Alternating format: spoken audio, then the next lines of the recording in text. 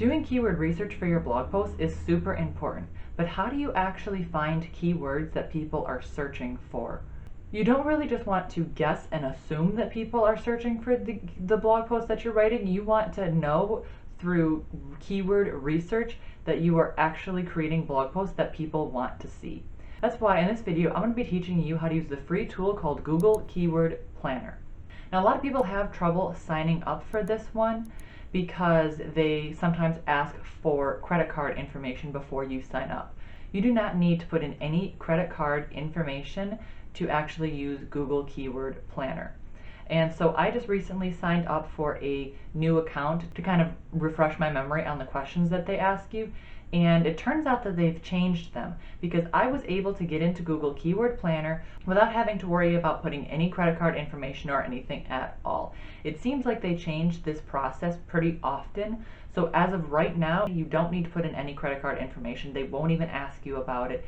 You just have to put in a Gmail address, verify it, and you're good to go. So that's some good news.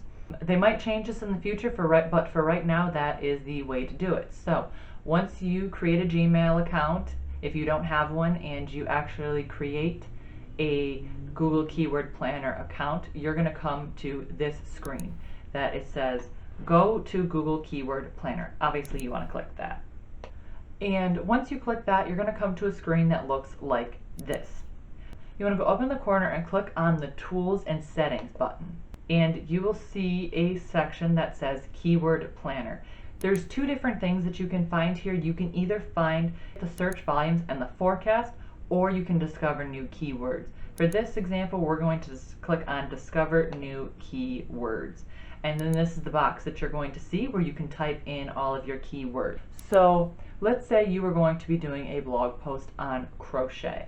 You could just simply type in crochet, hit enter, and click Get Results.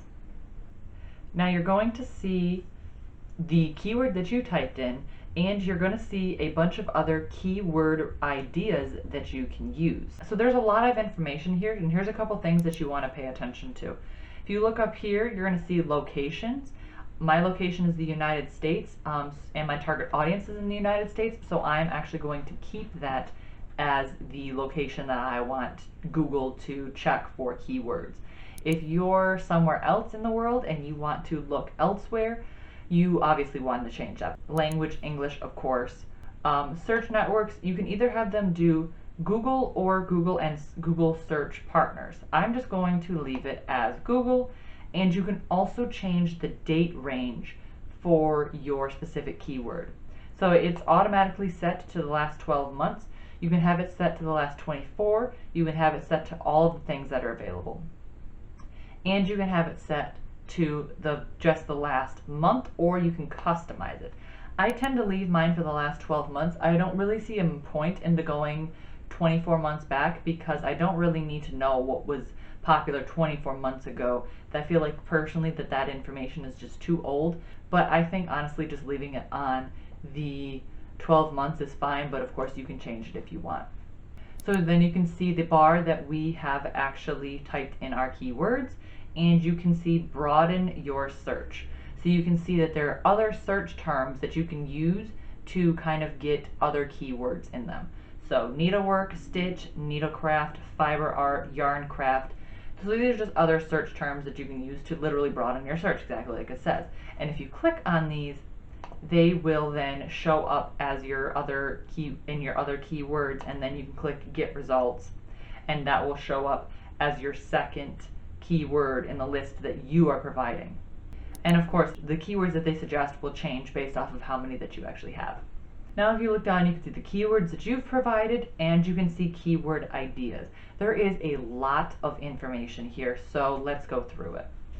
You can see, of course, the keywords, and then you can see the average monthly searches. So the whole point of doing keyword research in general is so that you can see how many people are actually searching for that search term. You're just not going to get a lot of views on that post, theoretically, from Google at least, if nobody is searching it. So you want to look at the highest monthly searches. But there's another metric that you want to pay attention to here, and that is actually the competition. So the competition for crochet is medium, the competition for needlework is high. And that basically just means how difficult it is going to be for you to rank for that keyword.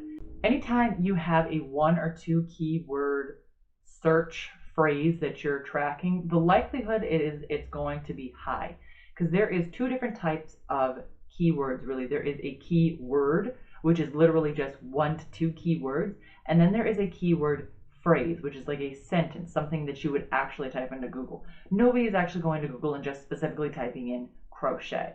When you go to Google, you are actually looking for a question to type in. So for example, if I were to type in how to crochet a blanket and then click get results, you would see that the competition is low, whereas with crochet and needlework, they are medium and high. So you want to get, when you're first starting out, you want to actually be trying to target keyword phrases as opposed to just specific keywords. I don't honestly think you ever want to just be targeting crochet. You know, that is just too broad of a term. Like, there is 1,000,002 different topics that you could write about under just crochet. So when you type in, like I said, how to crochet, you're going to see that the competition is a bit low for that, as opposed to medium and high. You can actually sort by the average highest monthly searches and the lowest competition. So if you click on average monthly searches, you'll see that it ranks them from the highest to the lowest results.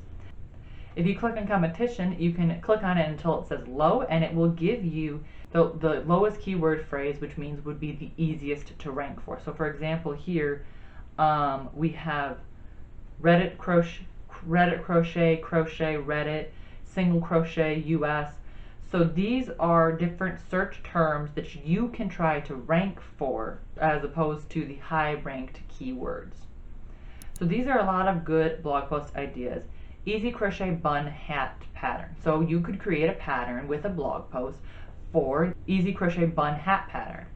And American double crochet, how to crochet a baby blanket step by step. So you can also see with these though that the average monthly searches are relatively low for this. So for example, the one that I just cited, easy crochet bun hat pattern, there's only 100 to 1K searches a month that people are actually using for that. And I mean, that's still a lot of searches. If you think about it, if you get 100 people are searching for that, and you are ranking number 1, that's 100 views that you are getting a month. And especially if the range is 1,000. So as a smaller blogger, don't be afraid to go for the ones that are smaller in monthly searches and also low in competition. Because, so let's say you rank 3 posts that have low average monthly searches of 100. If you rank number 1 because the competition is low, that's 300 views that you're going to get every month. So it's all about the long game in blogging. You don't want to be discouraged by the fact that only 100 to 1,000 people are searching for it, as opposed to the 100,000 and the million that we found before. Because if you're ranking number 1 and 100 to 1,000 people are searching that a month, they're going to be people that are going to be on your blog. And if you do that time and time again, you're going to have soon 100, then 200, then 300, then 400 people theoretically coming to your blog if you rank number 1. Plus, you also have to remember that these are things that will change. What isn't that popular right now might be more popular later. When in the winter time, easy crochet bun hat pattern might be super popular. Trends change, keywords change, people look up different things for different seasons, things like that. So basically, I'm just saying, don't get discouraged by the fact that something might be lower. Another thing that's on here that you don't really want to pay attention to is the top bid ranges here. Top of page bid and low range and high range, you're going to get some dollar amounts, and that is something that you kind of can just ignore unless you plan on doing Google ads. So, and we're using Google Keyword Planner for free, so we aren't actually going to be paying Google to recommend our posts. So that is how much it would be to actually get if you were paying to get your post ranked in Google, as opposed to just using good SEO strategies so that you can get it ranked organically. So those are metrics that you can just ignore. And then once you have found all of your keywords, you can just go over here to download keyword ideas, and you can even download them as a .csv file, or you can download them as a Google Docs file so that they can go right onto your computer. And that's pretty much it for Google Keyword Planner. I just recently did a video last Thursday on how to do SEO keyword research for your blog, and it's essentially why you want to do SEO research for your blog and specifically how to do it. But if you'd like to check out a couple more strategies, you can click or tap the screen right here to check out that video, or if you want to check out another one of my videos that YouTube has specifically picked out for you, you can click or tap the screen right here to see that video. And that's it for me. I will see you guys next Thursday. Bye!